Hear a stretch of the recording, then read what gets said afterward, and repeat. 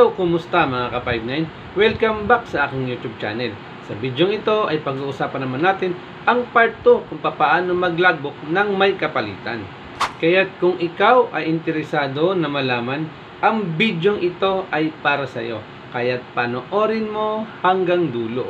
At syempre, bago tayo mag-umpisa, muli, hinihikayat ko kayo na mag-like at mag-subscribe sa aking YouTube channel at pindutin ang notification bell para lagi kong updated sa mga bagong video na ilalabas ko. Kaya umpisahan na natin.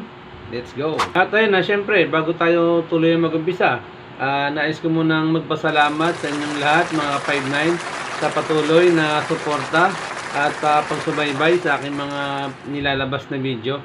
Ayun, malaking shoutout sa ating lahat. At ayun, shoutout ko lang si 59, Julio Tabamo. Ayun, sir, malaking shoutout sa iyo. Maraming salamat sa suporta mo. Shoutout ko rin Ben Eric Gutierrez. Ayun, malaking shoutout sa iyo, sir. Maraming salamat sa solid na suporta nyo. At ayun, syempre, ang lagi nating paalala sa ating lahat na always 10-3-5 tayo sa mga 2-0 para 74 tayo 1-6. At ito na nga mga ka-5 na yun. Gumawa ko ng part 2 nung papaano mag-logbook. Ngayon nang ginawa kong pagla-logbook naman, ito yung may kapalitan ka, yung meron kang karelyebo na tinatawag. Kasi yung unang ginawa ko nung nakaraan, yung unang ginawa ko na video, ayun, yun, walang kapalitan yun. Ngayon ito yung ginawa ko naman, kumbaga meron kang karelyebo, meron kang kapalitan. Ayun, ituturo ko sa inyo kung paano yung proper na pagla-logbook at saka proper na pag-turnover sa kapalitan at yung syempre yung proper na pag-assume. 'Di ba? Syempre dapat alam nating lahat 'yan, lalong-lalo na sa mga ka-5 natin na mga bago pa lang na sumasabak sa duty, mga ka-5 natin diyan na bago pa lang o nagbabalak pa lang na mag-security guard. Ayun, ang video ito yung para sa inyo to. Kaya ito, umpisahan na natin para makita nyo na. Tara.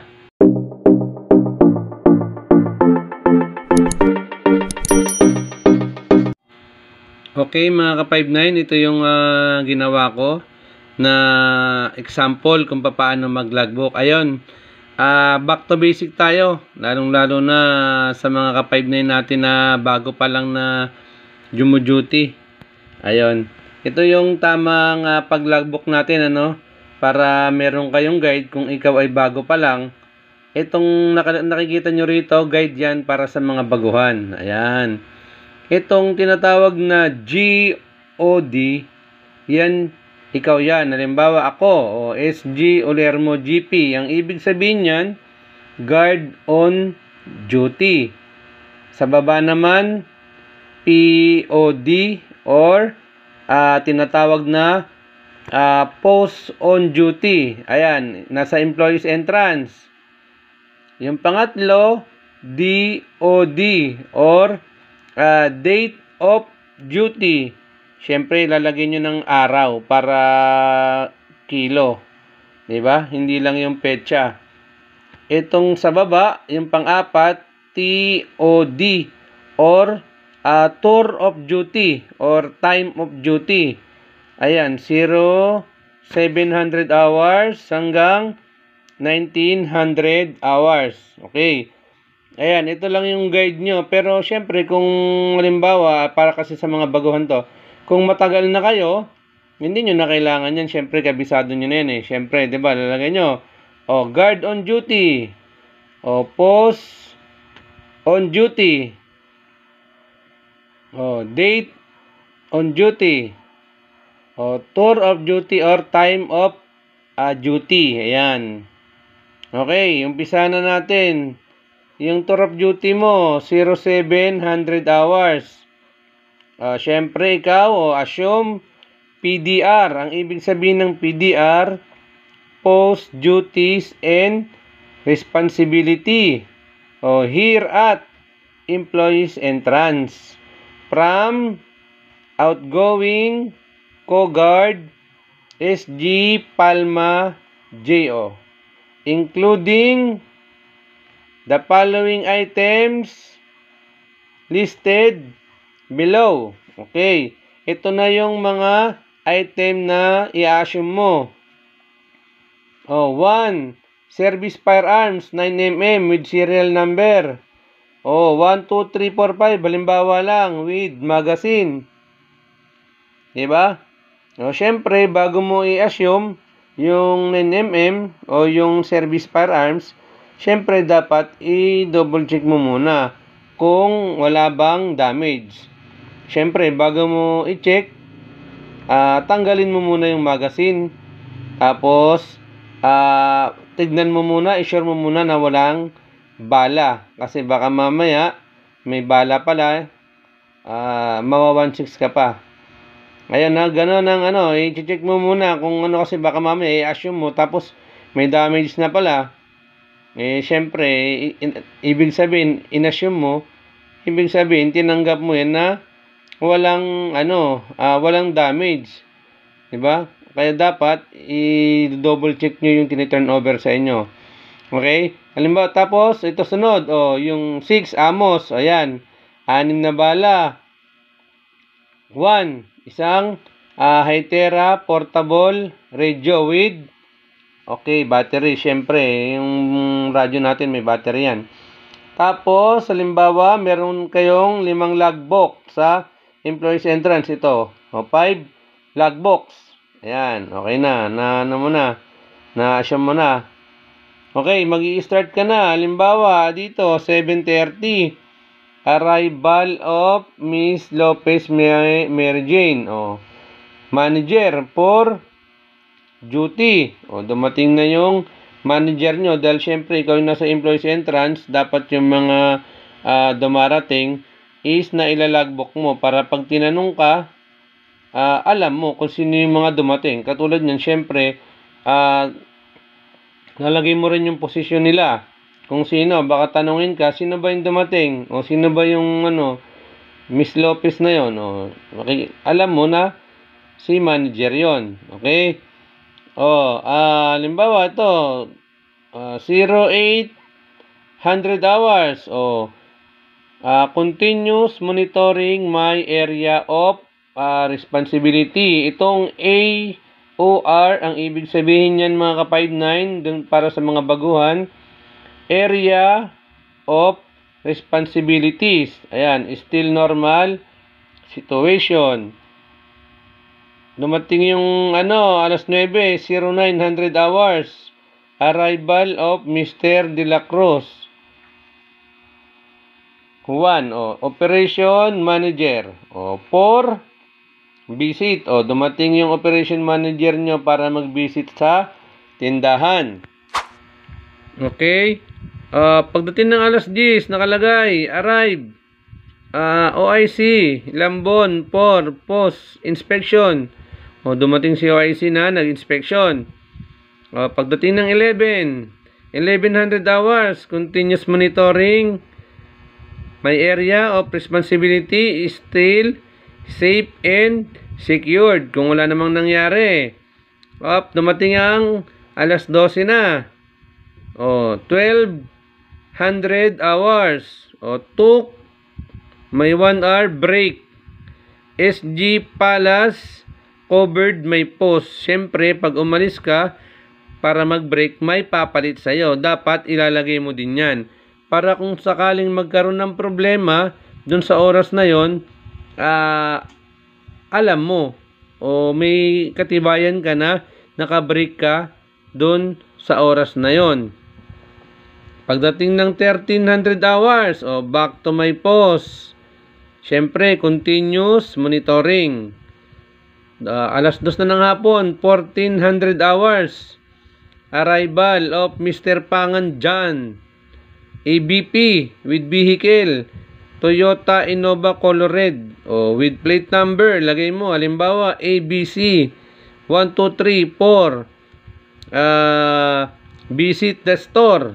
Okay, dumating yung ABP, ibig sabihin mga yan, mga VIP, diba?